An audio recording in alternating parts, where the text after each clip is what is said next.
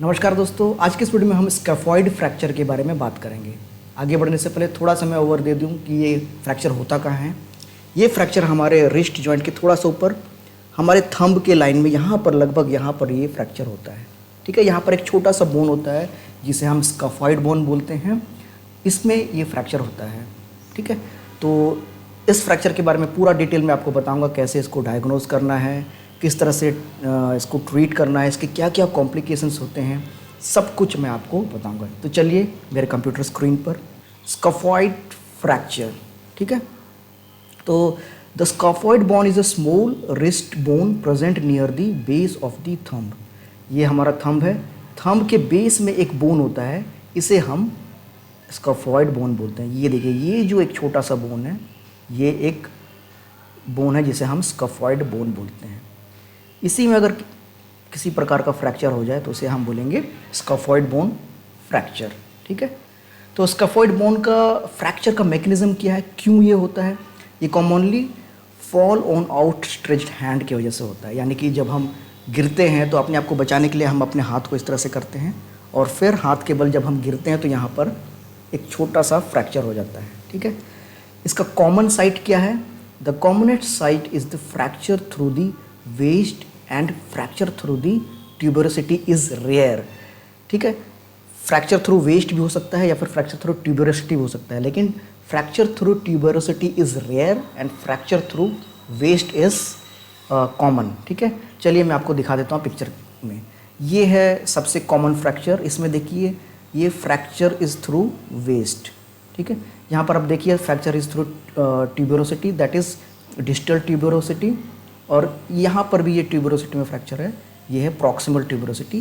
तो ये दोनों रेयर होता है, लेकिन फ्रैक्चर थ्रू वेस्ट या फिर मिडिल थर्ड इज़ कॉमन। ठीक है, या फिर ये भी फ्रैक्चर थ्रू वेस्ट, ये भी कॉमन होता है। ठीक है, इसके क्या क्लिनिकल फीचर्स हैं? इसके क्लिनिकल फीचर्स है pain and swelling on the radial aspect of the wrist. Wrist के रेडियल एस्पेक्ट, हमारे जो थंब होता है वो रेडियल बोन से अलाइन रहता है, तो इस एस्पेक्ट, रिस्ट के इस एस्पेक्ट में, रेडियल एस्पेक्ट में ये पेन होता है। ठीक है, तो हम इसको कैसे पहचानेंगे? इसको एग्जामिन करेंगे तो हमें क्या मिलेगा?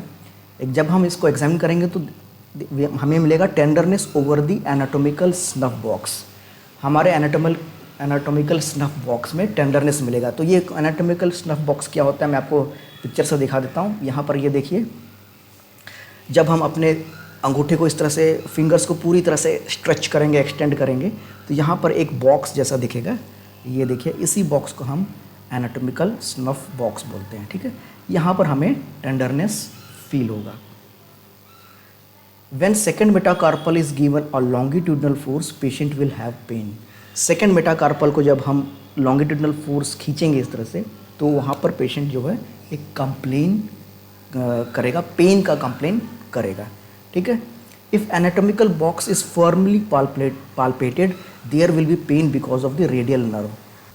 जब आप उस एनाटॉमिकल स्नफ बॉक्स में हल्का हल्का पाल्पेट करेंगे, फर्मली पाल्पेट करेंगे, तो वहाँ पर पेशेंट पेन कंप्लेन करेगा। This is because of the radial nerve. इसको हम इन्वेस्टिगेट कैसे करेंगे? एक्सरे करेंगे। एक्सरे में हम एंटेरो पोस्टीरियर व्यू भी लेंगे, लैटरल व्यू भी लेंगे और ओब्लिक व्यू भी लेंगे। ठीक है, ओब्लिक व्यू लेना ज़रूरी है, उससे हमें ज़्यादा क्लियर पिक्चर मिलता है। तो ये मेरे पास जो एक्सरे है, मैंने इंटरनेट से डाउनलोड किया है, ये एंटेरो पोस्टीरियर व्यू है। इसमें आप देखिए, ये है स्कैफॉइड, और यहाँ पर आप क्लियरली एक फ्रैक्चर लाइन देख सकते हैं। अगर आप देखेंगे, अगर मैं इसका क्लोज व्यू दिखा दूँ तो ये देखिए, यहाँ पर एक फ्रैक्चर लाइन आपको दिख रहा है। ठीक है, मैं यहाँ पे एक लाइन ड्रॉ कर देता हूँ। ये देखिए, एक फ्रैक्चर लाइन यहाँ पे दिख रहा है। ठीक है, ये एक फ्रैक्चर सेगमेंट हो गया, ये एक फ्रैक्चर सेगमेंट हो गया, और ये दोनों मिलाकर के स्कैफॉइड बोन बनता है। अब हम बढ़ते हैं इसका ट्रीटमेंट के ऊपर में। ठीक है, सबसे पहले हम स्कैफॉइड कास्ट देंगे। All the scaphoid fracture are treated with scaphoid cast for 10 to 12 weeks, यानी कि 3 से 4 महीने के लिए स्कैफॉइड कास्ट दिया जाता है। तो ये स्कैफॉइड कास्ट होता क्या है?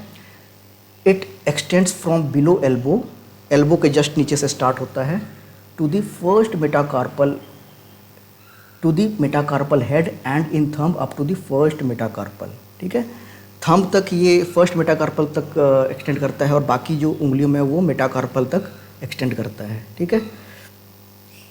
और it is given in a glass holding position, that is dorsiflexion and radial deviation. जब हम ग्लास को पकड़ते हैं, पानी पीने वाला ग्लास को पकड़ते हैं तो हम किस तरह से पकड़ते हैं, कुछ इस तरह से। इसमें देखिए ये थोड़ा सा रेडियली डेविएटेड है एंड थोड़ा सा ये डॉर्सिफ्लेक्स है। ये देखिए, अगर मैं इस व्यू में दिखाऊं ये डॉर्सिफ्लेक्स है और इस व्यू में दिखाऊं ये थोड़ा सा रेडियली डिविएटेड है। इस पोजीशन में स्काफोइड कास्ट को दिया जाता है, ठीक है। Sometime fracture line is not visible in the initial X-ray, so if you suspect that there is a fracture then go for a scaphoid cast for 2 weeks and then again x-ray is done, ठीक है। अगर x ray में आपको स्काफोइड fracture नहीं दिख रहा है, कभी कभी विजिबल नहीं होता है एक्सरे में, बहुत बारीक फ्रैक्चर रहता है, तो अगर लेकिन आपको लग रहा है कि वो फ्रैक्चर स्काफोइड फ्रैक्चर है, तो उस केस में क्या करें कि आप स्काफोइड कास्ट दीजिए 2 वीक्स के लिए। 2 वीक्स के बाद फिर अगेन एक्सरे लीजिए, दोबारा एक्सरे लीजिए, तो उस एक्सरे में आपको क्लियर हो जाएगा कि स्काफोइड फ्रैक्चर है कि नहीं है, ठीक है। If the fracture line is visible due to resorption of the bone then give scaphoid cast for 10 to 12 weeks. जब आप दोबारा एक्सरे लेते हैं और उसमें आपको फ्रैक्चर लाइन विजिबल है, ये रिसॉर्प्शन ऑफ द बोन की वजह से वो विजिबल होता है, तब आप फिर दोबारा इसको 10 to 12 वीक्स के लिए स्काफोइड कास्ट में इमोबलाइज करके रखिए। इसका सर्जिकली हम कैसे मैनेज कर सकते हैं? सर्जिकली हम ओपन रिडक्शन इंटरनल फिक्सेशन से कर सकते हैं। If displaced fracture go for open reduction internal fixation with compression screw known as Herbert screw, ठीक है। अगर ये डिस्प्लेस्ड फ्रैक्चर है, फ्रैक्चर होकर के एक दूसरे से डिस्प्लेस हो गया है फ्रैक्चर सेगमेंट, तो उसे हमें कंप्रेशन स्क्रू से रिड्यूस करना है सर्जिकली, और उस स्क्रू को कहते हैं हर्बर्ट स्क्रू। मैं आपको एक्सरे में दिखा देता हूँ। यहाँ पर ये देखिए स्कैफोइड बोन है और ये फ्रैक्चर है, यहाँ पर ये स्क्रू के ज़रिए इसको रिड्यूस किया गया है। यहाँ पे 2 स्क्रू का इस्तेमाल किया गया है, तो सर्जिकली इस तरह से रिड्यूस किया जाता है। इसके क्या क्या कॉम्प्लिकेशन है? इसमें काफ़ी कॉम्प्लिकेशन हो सकता है। एक है डिलेड यूनियन, यानी कि देरी हो रहा है यूनियन होने में, जो फ्रैक्चर सेगमेंट को फ्यूज़ होने में टाइम लग रहा है। नॉन यूनियन यानी कि वहाँ पे कोई फ्यूज़न ही नहीं हुआ है। एवेस्कुलर नेक्रोसिस यानी कि बोन का एक पार्ट जो है वो डेड हो जाता है, नेक्रोज हो जाता है, ठीक है। और लेट ऑस्टियोआर्थराइटिस, जब ऑस्टियोआर्थराइटिस होने का भी चांस होता है लेट केसेस में, ठीक है। तो सबसे पहले हम डिलेड यूनियन के बारे में पढ़ते हैं। इसमें इसका क्लिनिकल फीचर रहेगा, पेन रहेगा, टेंडरनेस रहेगा and restriction of the movement रहेगा। इसका ट्रीटमेंट क्या है? वही इमोबलाइज करना है स्काफोइड कास्ट से, या फिर वहाँ पे बोन ग्राफ्टिंग भी करना पड़ सकता है, ठीक है, सर्जिकली ट्रीटमेंट, ठीक है। नॉन यूनियन में क्या होता है? Common due to precarious blood supply when fracture occur through waist the proximal fragment gets avascular, ठीक है। स्काफोइड बोन का एक पिक्यूलियर ब्लड सप्लाई है, ठीक है। मैं आपको डायग्राम के ज़रिए समझा देता हूँ। ये स्काफोइड बोन है, ठीक है, ये इसका ब्लड सप्लाई है। तो इसका ब्लड सप्लाई देखिए, प्रॉक्सिमल पार्ट में कोई ब्लड सप्लाई नहीं है, डिस्टल पार्ट में ही वो ब्लड सप्लाई है। यहाँ से ब्लड वेसल्स एंटर करता है और फिर प्रॉक्सिमल पार्ट को ये सप्लाई करता है। तो मान लीजिए यहाँ कोई फ्रैक्चर होता है, तो यहाँ पर पुअर ब्लड सप्लाई की वजह से ये जो पार्ट है वो डेड हो जाता है, या फिर इसको एवेस्कुलर नेक्रोस हो जाता है, ये पार्ट जो है वो डेड हो जाता है। फिर नॉन यूनियन का एक और कारण हो सकता है due to the synovial fluid hindering the union. वहाँ पे साइनोवियल फ्लूइड भरा हुआ रहता है, जिसकी वजह से यूनियन होने में दिक्कत होता है। Non union will appear as a rounded margin, cystic changes and fracture edges are clearly defined and the sclerosis at the end। जब हम इसका एक्सरे देखेंगे तो क्लियरली हमें वो एक्सरे में दिखा देगा। ये देखिए, एक नॉन यूनियन का केस है, ये राउंडेड मार्जिन है, फ्रैक्चर एड का जो है मार्जिन जो है राउंडेड है, और यहाँ क्लियरली ये फ्रैक्चर मार्जिन दिख रहा है, ठीक है। स्क्लेरोसिस यहाँ पे दिख रहा है, तो एक्सरे में पता चल जाता है नॉन यूनियन। अब हम ट्रीटमेंट क्या करेंगे नॉन यूनियन के लिए? इसके लिए हम ओपन रिडक्शन इंटरनल फिक्सेशन करेंगे, हर्बर्ट स्क्रू, जैसा मैंने अभी बताया। बोन ग्राफ्टिंग भी करना पड़ सकता है depending on the vascularity of the fracture segment, ठीक है। अगर फ्रैक्चर सेगमेंट में ज़्यादा वेस्कुलरिटी नहीं है, ब्लड सप्लाई बिल्कुल कटा हुआ है, तो वहाँ पर बोन ग्राफ्टिंग भी करना पड़ सकता है। In case of associated osteoarthritis of the radiocarpal joint, go for excision of the part of radiocarpal joint और इट्स फ्यूजन में भी रिक्वायर्ड। ठीक है, अगर रेडियोकार्पल जॉइंट, रेडियस बोन और कार्पल बोन में अगर ऑस्टियोआर्थराइटिस डेवलप हो गया है तो उस रेडियोकार्पल जॉइंट को एक्सीजन करना पड़ सकता है, या फिर रेडियस बोन और कार्पल बोन को फ्यूज़ करना पड़ सकता है, जोड़ना पड़ सकता है। एक और इम्पोर्टेंट कॉम्प्लिकेशन है एवेस्कुलर नेक्रोसिस। ठीक है, जैसा मैंने अभी बताया, उसका ब्लड सप्लाई ऐसा है कि एवेस्कुलर प्रॉक्सिमल पार्ट में एवेस्कुलर नेक्रोसिस होने का ज़्यादा चांस रहता है। तो यही लिखा हुआ है यहाँ पे, it occurs in the proximal fracture segment when fracture through the waist. जब वो वेस्ट के थ्रू फ्रैक्चर होता है, यहाँ पे ये देखिए ये है, जब वेस्ट के थ्रू फ्रैक्चर होता है तो इस पार्ट में नेक्रोसिस होने का चांस ज़्यादा रहता है, क्योंकि ब्लड सप्लाई यहाँ से रहता है, इसको ब्लड सप्लाई नहीं मिल पाता है और ये फ्रैक्चर होने का चांस ज़्यादा रहता है। इसका क्लिनिकल फीचर क्या है? Pain in the rest, restriction of the movement. X-ray में क्या दिखा देगा? Proximal fragment will be more dense sclerotic with non union. Non union तो दिखाई देगा एक्सरे में, लेकिन प्रॉक्सिमल सेगमेंट जो कि नेक्रोज हो चुका है वो ज़्यादा डेंस दिखेगा, ज़्यादा वाइट दिखेगा एक्सरे में। ठीक है, इसका ट्रीटमेंट क्या है vascular necrosis? Excision of the avascular fragment और आर्थ्रोडेसिस।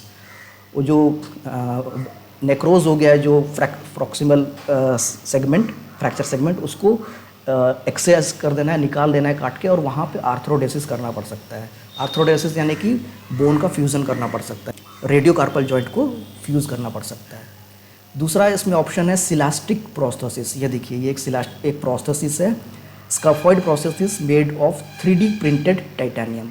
ये 3D प्रिंटेड टाइटेनियम से ये प्रोस्थेसिस बनाया गया है। उस प्रोस्थेसिस को वहाँ पर फिट किया जाता है।